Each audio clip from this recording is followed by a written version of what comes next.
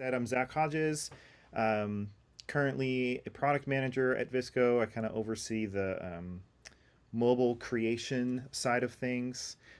I've been with VSCO since the very beginning. Before that, I was a full-time photographer for several years, and before that, in my early 20s, I was a music producer, musician, doing all that. One of the first things we did when we launched VSCO was to create preset packs. And I was doing that, and I needed to take like sample images, and I didn't just want to take pictures of random things and charts and stuff. I wanted there to be a person in it, but a lot of the time I was the only person around. And so I have a lot of like really lame, boring selfies of myself holding a color chart or something like that. So I threw a couple of those in there. But yeah, always been deeply into creative things. Music and photography have kind of traded seats as my current sort of obsessive hobby over many years, and I've been fortunate to be a part of VSCO for a long time. Uh, and primarily, one of the things I've done is make presets, and we're going to talk about that. Uh, let's see. Yeah, like I mentioned, the way that we kind of got started in 2011 was making presets for Lightroom, which was called Filmo One. It was our very first product, and I discovered at the time that I was a lot more interested in editing than everyone else. I always thought just that everybody was like really, really, really a nerd about editing. I didn't realize that I was weird in that way, and so that kind of kickstarted a whole career, sort of figuring out how to make presets. And it's been a wild journey. So you can go to the first or the next slide. Um, once Visco Film really went well, we were kind of contemplating what else to do. An app made sense, but I mean, this was 2011. We're talking like iPhone 4S and 4.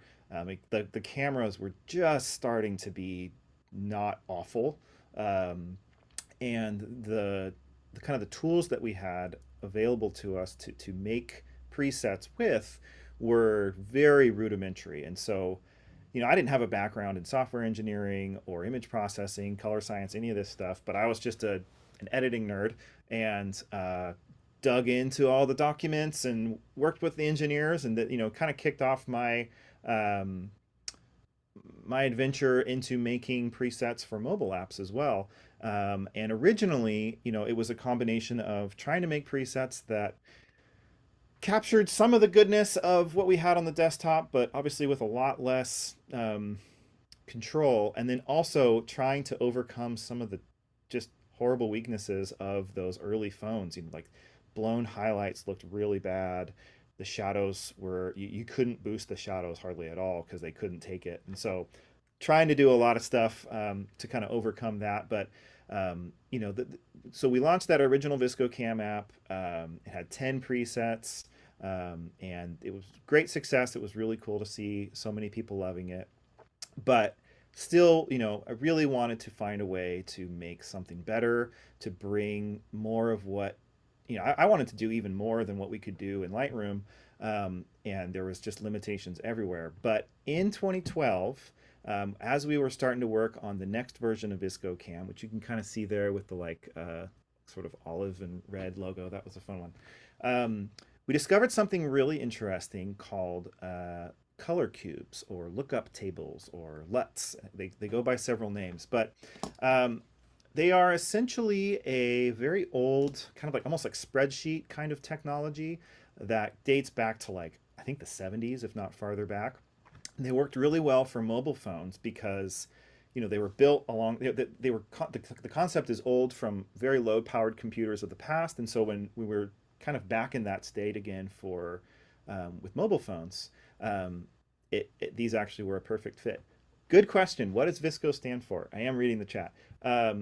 So when we launched, it was Visual Supply Co. Um, that was the name of the company. But then when we made an app, that's a pretty mouthful, wordy thing, and there's not a lot of space on the screen. And so VSCO is kind of what that got shortened down to. So yeah, lookup tables. Um, we discovered that that was something that we could use, and that really kind of blew open the doors for what we could do with presets. Um, so I want to explain kind of what lookup tables are and a little bit about how we use them. But before I do that, I want to give a quick little primer of how digital images work because I think some of this may not make sense if you're not a little familiar. So all digital images are made, at least on screens, are made with three channels, red, green, and blue. Cameras have three channels, screens have three channels. It kind of replicates how we see. And when you combine those three channels, it makes a color image. That's every color image. The one you're looking at on the screen right now is our red, green, and blue. And each of those channels has dark values and light values, and the combination of all three of those values is what makes all the different colors on the screen. So a point can be a little bit blue and a lot red and a little bit green, or any combination, right? So if you go to the next slide, if you take all the possible combinations of those colors, what you get is a cube. And this is kind of a visualization of all the colors that you could have in an image. And you can kind of see, if you look on the left there, you can kind of see there's like a green line that goes up and down, and then there's the red line and the blue line. It's kind of like a X, Y, and Z graph plot. And so the green line is the green channel, the blue line is the blue channel, red line is the red channel. And if all three of the, if you're looking at like one pixel in an image, if all three of those channels are at like 0, then that's black, right? That's no color whatsoever. And then if you look at the kind of rotating one, you can kind of see how the colors kind of move through there. If you imagine on the opposite corner of the cube, where all three channels are at 100%, that is white. So then within those corners are all the different possibilities of color combinations that the red, green, and blue channels can create. So if you have all green and all blue, then that's kind of like a cyan or a teal kind of a color. You can sort of see that at the top right corner of the cube. If you have all green and all red, then that's yellow. And every other combination. So all these little dots that you see in this cube are like the possible colors within that color space. And so what a lookup table is it's a list. It's a literal list of every single point in that cube. And then what we do is we kind of reassign them. So if you go to the next slide, this is an example of a preset. This is not real data, but it's an example. And you can see there on the right-hand side, that's the list. That's the lookup table. It's like literally a table, like a boring, well, I mean, if you're really into, maybe it's not boring to you, but I don't love looking at tables. But it's a long list of reassignments where each little dot in that cube, we tell it to go somewhere else. And by doing that to all those thousands and thousands of points, we can basically create an entire look where every single color in the image gets reassigned, and that ends up being able to create a look. Yeah, it's a lot of numbers. It's a lot of numbers. And what the beauty of this for us was that it meant that we could kind of like capture the look of whatever we created in a way that completely captured all the nuance of that look, and then created a pretty small file that could run on a low powered device like an iPhone 4S back then, or an iPhone 5. And obviously today things run really fast, but this was a huge unlock. And it also meant that we weren't constrained to whatever the tools that were available in the iOS software were. It meant we can use any tools to create a lookup table. We can use even many tools. So we can use like a little thing from a video software that we like, and a little thing from a photo software, and another piece and another piece, and put it all together, make some custom thing, make that into a lookup table, and deliver that to all of you. So that's very much like how presets work on a technical level. But I think maybe the more interesting part that I can speak to a lot more is how we make these things. So yeah, this is how they work. This is the technology. But I want to explain a little bit of sort of the creative process of how these are made, because it's not, this is all engineering and science, but to make one of these that actually really looks good and that you all want to use is a kind of a whole other thing. So if you go to the next slide, it all kind of starts with a mood board. It's very much like any other creative process. If you're a songwriter or a photographer or a videographer, whatever, like, typically it always starts with like, what do we want to make? What are we doing? Um, and so like this is an example from the recent color grading series, the CG pack that came out. It started with a giant mood board of tons of like screen grabs from movies, because we knew that we wanted to make a pack that was kind of cinematic. Originally even thinking about the needs of video creators and stuff. And so we kind of started grabbing like stills from movies and like, oh, this is cool and this is cool. And it was just like, I don't know, hundreds of images. And then we kind of started like organizing things and looking for themes, looking for concepts. And as you do that, like any creative process, it's like ideas emerge, the concept kind of changes, and this is always what happens. It starts over here and you end up over here. And so if you go to the next slide, like as an example here, you can kind of see this is maybe midway through the process where we started to see like, oh, there's kind of like the theme of like colors. There's a lot of blue, a lot of greens. There's sort of a lot of them that have like cool shadows and kind of light, like warmer highlights. And there's even like you can kind of see the concept of like different energy levels starting to emerge, where it's like, oh, like there's lots of blues, but then there's blues that are like really mellow, and there's blues that are really exciting, and those are not the same thing. So that kind of eventually led to the CG pack that we landed on, where hey, got a C8, C7, C9 user. Glad you like them. Yeah, that's kind of how we landed on that concept, where it's like, okay, we have like different colors, and then each color has a high and a low energy. Um, and so, the mood board is really where that starts. Not making anything really, no lookup tables, nothing technical, just having a good idea. Like I'm sure, with anything creative, um, having a good idea is the most important thing. Like you can make you can make something that's like wonderful and so polished, but if it's not that interesting, or if it's kind of a lame idea, nobody cares. There's tons of examples of that. That's, that we start there. Once we kind of have an agreement with everyone, like, okay, this is kind of what we're going to make. The next thing is, obviously, these are all graded, edited images. We can't use these to build a look. We need something that is unedited. We need, an image like what all of you would start with to make a look and put that on top of it. So we can't start with an edited image. We need to go then find different images that are kind of like these, like the same kind of style, the same sort of content. Like maybe we're imagining that this is for portraits. So like we need a bunch of pictures of people, but they can't be edited. And so we have a big library of licensed images, but then literally like oftentimes we bring in a bunch of our own images, a bunch of images. Like I've done just kind of like open calls in the company, like on Slack, just like, hey, can anybody send me pictures of like waterfalls? I really need a bunch of pictures. And people just sometimes really beautiful things. So just try to get a lot of good test images. And then it's time to like actually start making something. And I think if you go to the next slide, there might be something. Okay, I'll kind of get to this. But yeah, so there's obviously like a look has a ton of different elements. There's contrast, there's maybe saturation, there's color shifts, there's kind of warm and cool elements. What are the shadows? What are the highlights? Are we doing something with the greens or the skin tones or the blues, trying to make the sky darker or whatever? There's all these little elements. And like I said, the beauty of lookup tables is that we can, if there's like an effect that we have somewhere in some obscure program that really does something cool to the blues in the sky, we can use that. And then if there's like a cool contrast somewhere else, we can use that. And so we can kind of put it all together.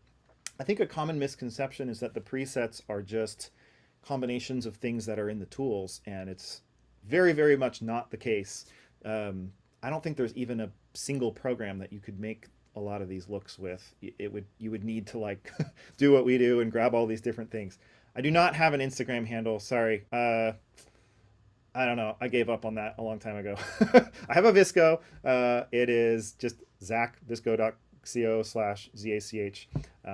That's where I put all my stuff. I'm not anti-Instagram. I don't have time. I'm like old and lame. I have kids and I don't have time. I'm sorry. But my VSCO has lots of stuff.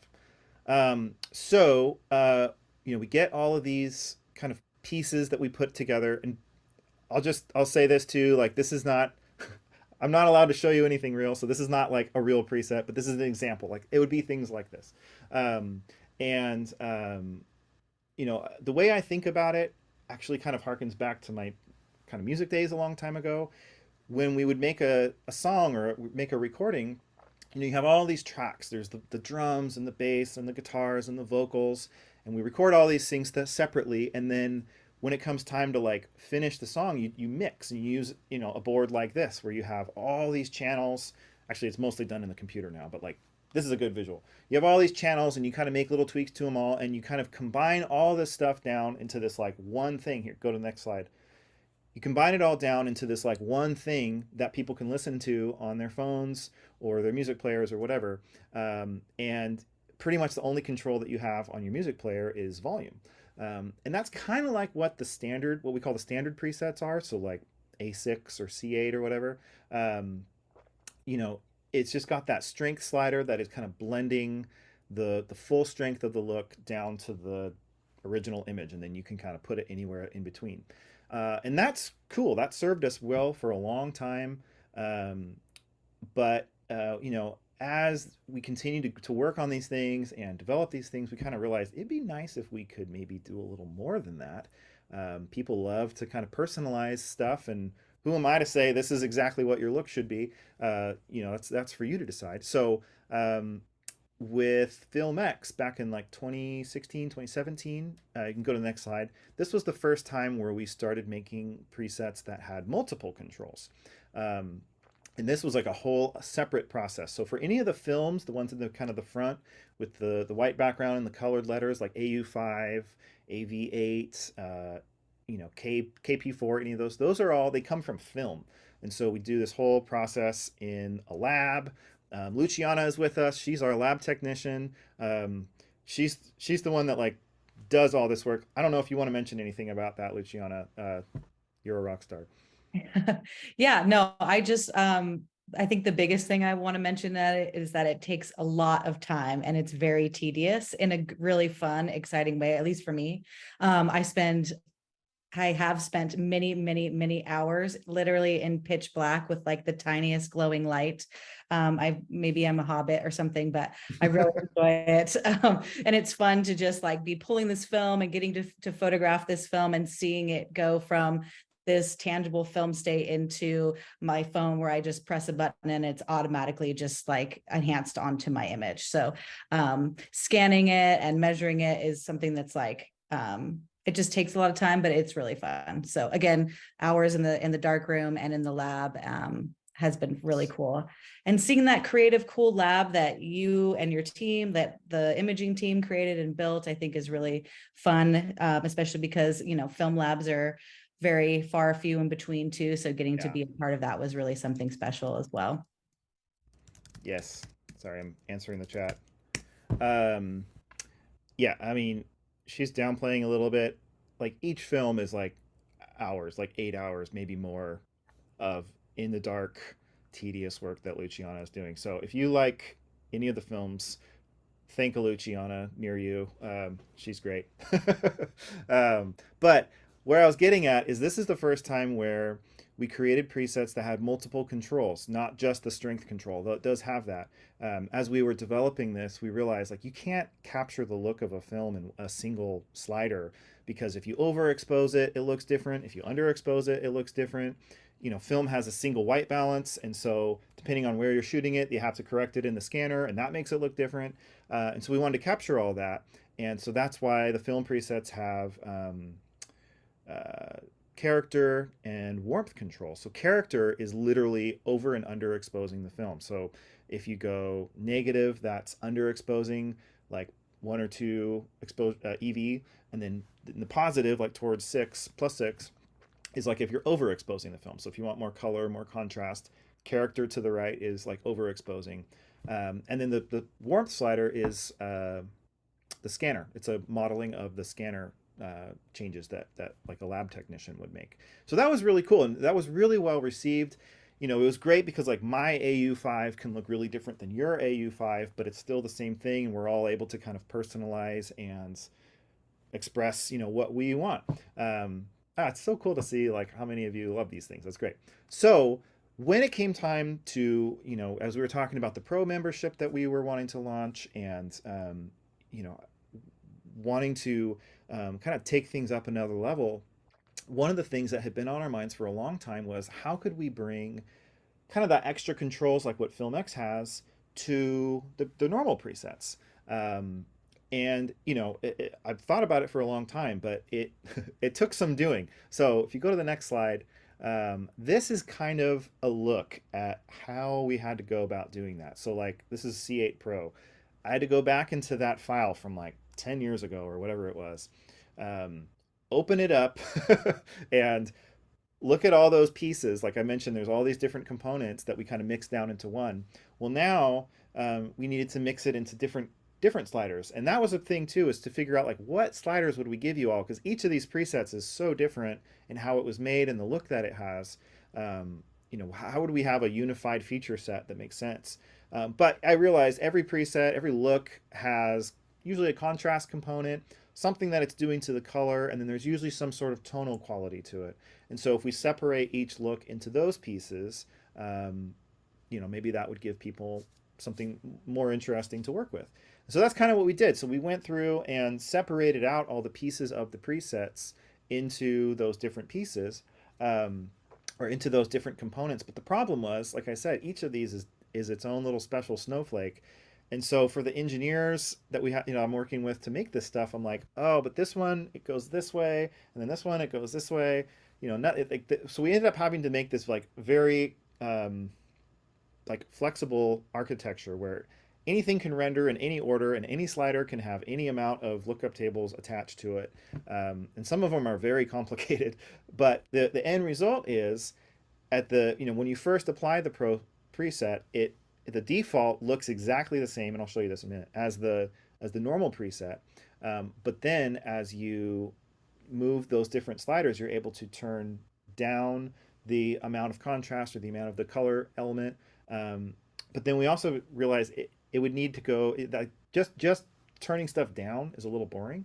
And so we also made a kind of like an extra version. So like when each slider goes both ways, to the left is basically taking that part down to 0.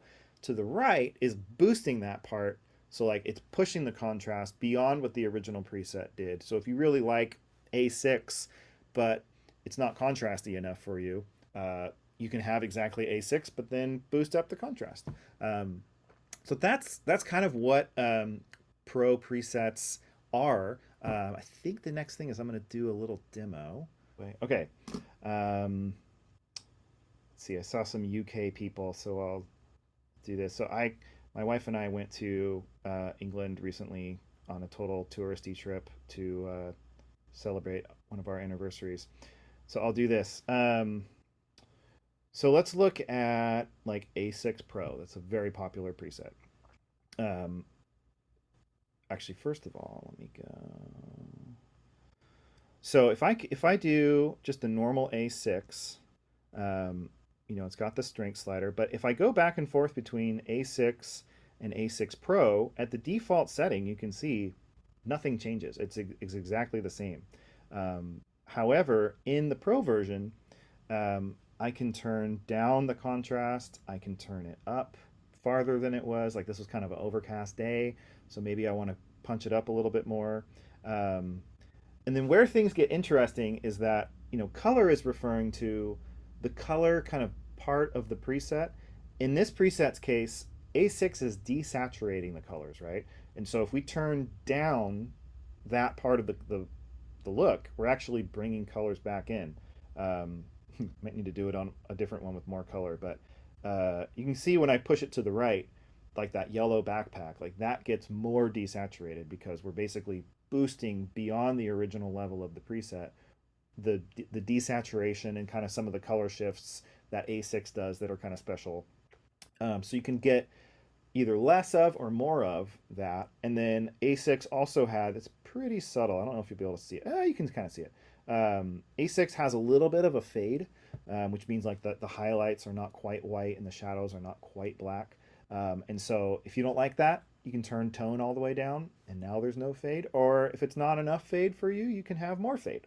Let me do a different image with more color. Hang on. Let's do, this is our nice one of San Francisco. All right, so I love G6 is really good on this image. And again, G6, um, G6 and G6 Pro are identical at the default settings. So it's the same look, but now we can boost the contrast, um, maybe push the color saturation a little more on this one. This one has kind of some color shifts happening in the shadows. Maybe I like, it's kind of adding some warmth there and those that kind of concrete. That's sort of nice. And a nice little throw in some tips and tricks. If you hold down on the image, you can kind of get like a before and after. So that's kind of a good way to sort of recenter yourself because our eyes are adaptive. It's like there really is no point of reference when it comes to like what's what we're looking at because our eyes are so advanced. So doing that before and after can kind of just help you kind of reset and be like, oh, does this look good?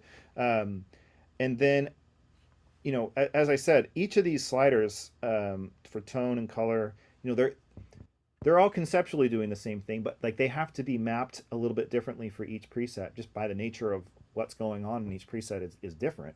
And so we've also spent a lot of time in this contextual education. So if you tap on that bottom where it says G6 Pro neutral portrait, and there's that little like down arrow thing. If you tap on that, it brings up this, we call this contextual education. And I made a point to make sure that it's explaining what the sliders are doing. So it's like contrast is adjusting the mild changes, and color pushes the cool tones towards complements of skin and stuff like that. So if you're ever wondering, what do these sliders do? It's in there, and you're like literally you're one tap away from knowing. So that's there. And then another thing I like to point out is that um, the presets are meant to be complementary with the tools. And so maybe you want this to be more dramatic, turn the exposure way down to get the sunset to be really dramatic. Um, and maybe you do a bunch of stuff and then you kind of get to a point where you're like, I don't know if this is good, but I don't know which thing I've done is making me feel that way. So if you go to the recipes panel, a little known trick is that everything that you have applied is in here.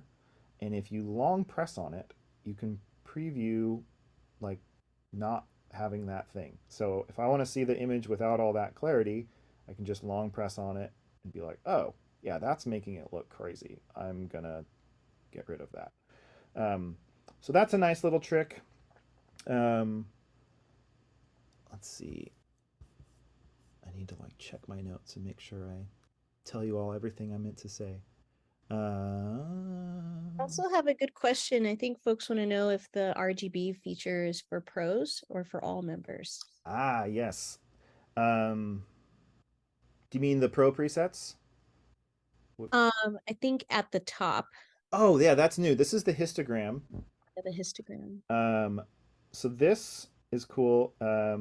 It's a helpful tool to kind of see where the tones in your image are landing. So you can kind of see here, like, oh, the highlights are not completely white, which, I mean, you don't really need because the sky is not white. It's kind of orange, which you can kind of see that. It's like mostly red, and then there's some blue and some green.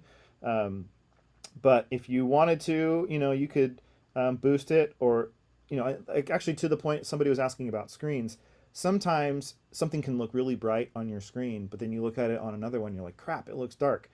The histogram can kind of help you with that and just see like, oh, I think this looks bright, but actually I can see that even the brightest orange highlight is like still way far away from the edge there. So I'm gonna push that up a little bit until I think it looks right. So it's kind of a nice little tool there. That is only for Pro members right now. And I should mention, obviously, Pro presets are also only for Pro members. That's exclusive to them.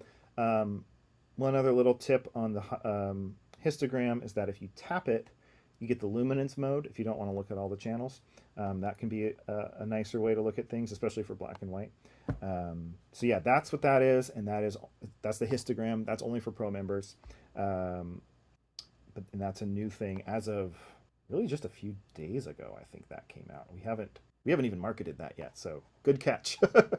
I guess this is me marketing it a little bit. And then one of the things I wanted to mention too, I get asked a lot, how do I pick a preset?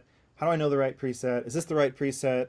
Tell me which preset to use. And I'll just say there is no right preset, and I've tried to avoid being too prescriptive to everyone about which preset to use for what, because we all have different opinions. We all have different ideas. Like, we don't all like the same thing. And, what I think is a good portrait look, you might think is good for something else. I mean, a perfect example, gosh, AL1 and AL3, like, you all love these presets, but if you look at the name of it, it's for fluorescent lighting indoors. This is what we made this for. Nobody uses it for that. It's like all outdoor portraits, because what we inevitably did by trying to solve some of the kind of color problems that you get in bad lighting indoors, turns out like that also looks really good on portraits outdoors. And so, what you like is going to be exclusive to you, and that's what's interesting about all this. And so, first of all, obviously, like a lot of trial and error, and just try stuff and figure out what you like. But obviously, there's a lot of these presets now. I know I've made a lot of this stuff. Like, this is a lot. I get it. I get it. So to add on to that, I will say a really helpful guide is to understand, why a look would impact you in a certain way. And really, like, the basis of all of this stuff is just our experience in the real world. So like, if you think about what is your lived experience with darkness, when do you have that? Like at nighttime, when you're maybe indoors, or maybe you're like in a basement, like there's all these different scenarios where you in your life have lived and you've been in the dark. And so then you have these sort of emotional connections with darkness. And so then if I take a picture that is dark, like if I make, I don't know if this one will do it actually. I don't know. I mean, if I darken this image a lot, it kind of starts to look more like foreboding, or maybe it looks more relaxed because it's like the end of the day. We have like literal, like physical kind of experiences throughout the day with our melatonin and serotonin levels going up and down. And so brightness and warmth, these things, we live these things. And so like if I was to make this one, let's go to the temperature tool. If I was to make this like super warm and darken it, it starts to feel more mellow, more relaxed, more end of the day chill vibes. Whereas if I make it, and like I said, like the subject matter of this one's, not, it's going to be hard to make a sunset feel something else. But if I make it bright and cool, now it doesn't feel that, right? It feels like more high energy, or maybe kind of sad. Like our experiences with blue and brightness are different. Like we experience, so if you kind of start observing your own kind of feelings towards different colors, different brightnesses. This is all art concepts. It's not like novelty, but that's the goal that of what you're trying to accomplish here is you're trying to transmit a feeling, and so it's yeah, you want it to look nicer, but you're trying to make somebody else feel something when they look at your image. And a lot of the times, because our eyes are so adaptive and our brains are so involved in what we see, a picture needs a little bit extra to kind of help someone feel and to experience what you were feeling when you looked at that image or what you got out of it. And so being able to kind of smartly apply contrast, warmth, color changes, all these sorts of things to transmit that feeling to your viewer, that's really the unlock for presets. And so, I'll go to it. I'll let you all stop looking at this one image. Maybe this one. Like something really colorful, lots of energy, lots of vibrance, very happy. Whereas if we make this like low contrast, low color, it starts to take on a more calm or maybe even depressed kind of vibe. It's just about what you're trying to transmit. And there's no, I know we all like to say like, oh, this is just like really what the scene was, but I mean, by the time you've taken a picture, your camera has done more editing than you can ever do. There is no such thing as no filter. Your eyes are filtering. Your brain is messing with what you see. Like, what is true is we could talk about. It gets very philosophical. Like, there is hardly any such thing when it comes to like what we see. And so with pictures and with editing, like just make it feel the way that you want it to feel, help people to see and to experience what you experienced in that. Like that's the thing. It's just a connection between two people at the end of the day.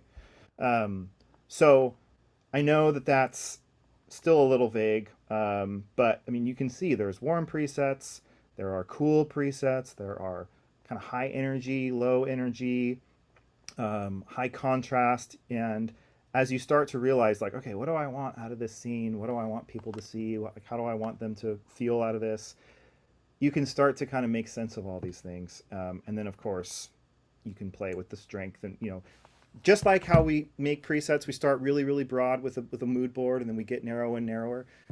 That's the same thing with editing. Like you can, oh yeah, another little pro tip: if you long press on a preset, a little star pops up.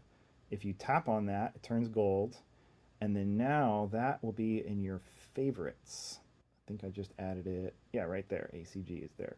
So you can also kind of start to whittle down from that, like, I don't know, 200 and something preset list down to like the ones that you tend to like. And you can slowly kind of figure out, this is me, this is what I tend to like. And go narrower and narrower until you go like, okay, this preset I want ACG on this preset, or C8, this really nails this one, and and then you start tweaking with the tools and the strength and all that stuff. And if you have the pro version, obviously you can tweak with much more. But I think I'll leave it there. I have talked a lot at this point, and I definitely want to hear from you all. I think I covered everything. Hold on. We have a lot of conversation back and forth Oh in the good, oh good. um chat. Where should we start? Maybe I'll. Should I keep? Well, depending on the nature of the questions, I guess maybe I should keep screen sharing. I don't know. Uh, Actually, that's a great idea. Does that work for everyone too? If Zach keeps sharing, because I know we do have some questions. It's much easier though if you add your questions in the Q&A, so we can see them and Cool. kind of focus on them. One thing I wanted to know from everyone as we get into the Q&A is how many of these tips and knowledge did you know about, or what's new to you? Because a lot of this is like really awesome and hacky, and I'm like nerding out watching Zach go through and show all of these things right now. So I'm just curious. But Yeah. we'll get into the I just remembered another one I forgot to mention. oh yeah. I think a lot of people miss that you can tap on the preset tab again and see it in like a different view. This can be a nice way to pick presets a little bit more easily instead of having to tap on them all. Mm. There's one more. You Oh, I can do love it that. that way. See, I Yeah, actually I do. like this full screen one. Yeah. I'm a full screen kind of person. When there's a lot of images, I'm like, oh, there's that. I get like really, I'll scroll Mhm. through. I don't know if raise or let me know in the chat if you're the type of person that will go through every single preset, like every one, Cool. before you decide. I am sorry. If you do that, I am sorry from the bottom of my heart for making so many choices for you. It's why I took so long in the grocery store. I literally, Oh man. I'm like, this looks gorgeous. Oh, little fun fact. I mentioned at the beginning the original 10 presets in the original app. Um, they are still there in the form of these 01 through 10 presets. Numerically they kind of land in the front, which drives me crazy because they're like, in my mind, the worst ones. It's like my demo. Like if you have a band, you're like, oh, this is my demo from when I was like just a kid, and it's not that good. Like these, these drive me crazy, but they're still good. People love them, and they still look good. So if you want to know what VSCO was like in 2012. That's it. Someone said just use one this week. Oh, Raj Lula. Hey, man. I think I know that guy. Okay, Ooh. so this is VSCO on the desktop. I don't have that exact image, but this is another way that you could, you know, check your image, see it on a different screen, and from here you could also, maybe decide to brighten it, change the preset, the contrast, all that stuff. This is VSCO on the web for pros. We've been working on this. Really proud of it. A lot more coming.